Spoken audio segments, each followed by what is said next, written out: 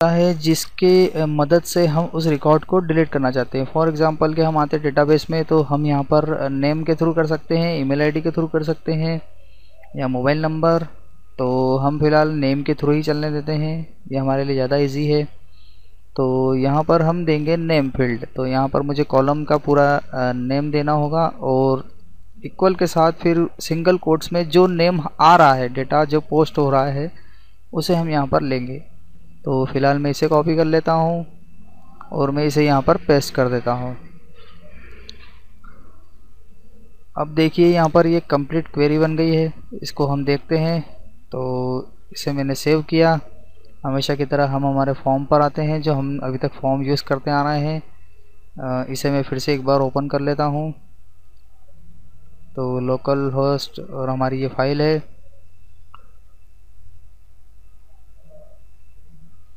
तो इस फाइल में मुझे सिर्फ इन सभी डेटास के ऊपर मुझे बिल्कुल कुछ भी एंटर नहीं करना है, क्योंकि इसे हम डिलीट करना चाह रहे हैं। हमें सिर्फ नेम फील्ड में हमारा नाम एंटर करना है। तो मैं जैसे कि सबसे पहला हमारा जो ये ABC, मैं इसे एंटर करके देखता हूँ कि ये डिलीट हो रहा है या नहीं। तो ABC, और हमने फाइल को सेव कर लिया है। तो यहाँ पर मैंने ABC दे दिया है, सबमिट।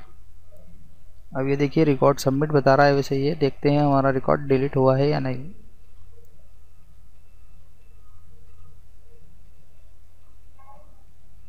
तो ये देखिए हमारे वो दोनों रिकॉर्ड जो थे ABC के, वो डिलीट हो चुके हैं।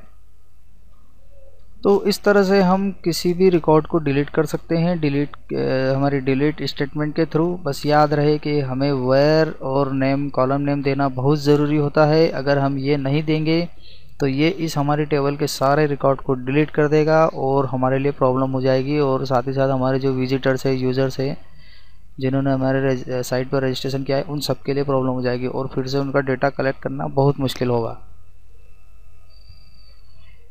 तो यहाँ पर एक डिलीट क्वेरी हुई है। तो इसी के अलावा हम और अगर अच्छे से सिक्योरिटी के साथ अगर हम डिलीट करवाना चाहते हैं, तो यहाँ पर एक क्वेरी और दी जाती है, जिसको हम देख लेते हैं कि वो किस तरह से लिखी जाती है। तो यहाँ पर हमने देखा अभी अभी जस्ट के ABC नाम के जो 2 रिकॉर्ड थे वो एक साथ डिलीट हो गए। तो हम अगर मान लीजिए कि हो सकता है कि ऐसे और भी विजिटर हो जो कि सेम नेम के हो, तो अगर कोई एक विजिटर अपना रिकॉर्ड डिलीट करना जाएगा, अपनी इन्फॉर्मेशन डिलीट करने जाएगा, तो उसके साथ साथ दूसरा जो सेम नेम वाला रिकॉर्ड है वो भी डिलीट हो जाएगा। तो इस तरह से तो बहुत बड़ी प्रॉब्लम हो जाएगी और एक साथ कई लोगों के रिकॉर्ड जो है डिलीट होते चले जाएंगे।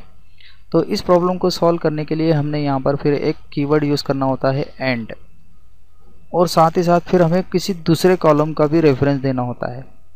जैसे कि आपने किसी एक कॉलम को ले लिया यहाँ पर नेम, जिसकी मदद से आप रिकॉर्ड को डिलीट करने जा रहे हैं, लेकिन इस एंड कीवर्ड के साथ आप यहाँ पर किसी दूसरे कॉलम की वैल्यूज़ को यूज़ करेंगे।